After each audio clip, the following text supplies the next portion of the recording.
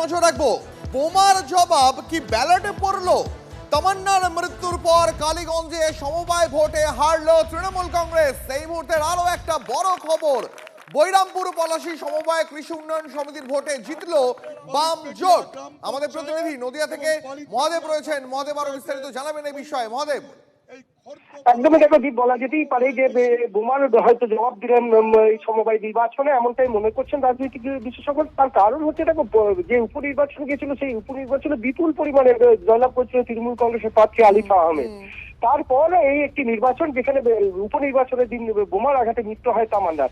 তারপর এই সমবায় নির্বাচনে দেখা যাচ্ছে যে সিপিএম জোট অর্থাৎ প্রগতিশীল শক্তি যে জোটের জয় হয়েছে। 9টি আসন রয়েছে, যে 9টি আসনের মধ্যেই সিপিএম শক্তি জোট শক্তি জয়লাভ করেছে, এমনটাই কিন্তু জানা যায়। এবং এই ঘটনাকে কেন্দ্র করে রীতিমতো রাজনৈতিক চর্চা তুঙ্গে। মহাদেব অনেক ধন্যবাদ। এই মুহূর্তে সব থেকে বড় যে খবর আমরা লাগাতার নজর রাখছি, বোমার জবাব কি তাহলে ব্যালটেই।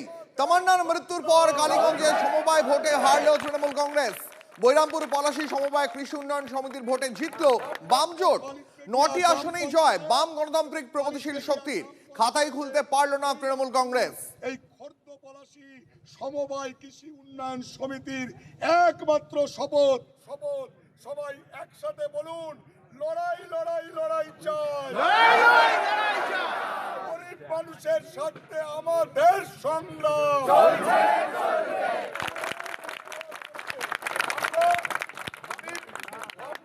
পালিত বেগিয়া গ্রাম পঞ্চায়েত।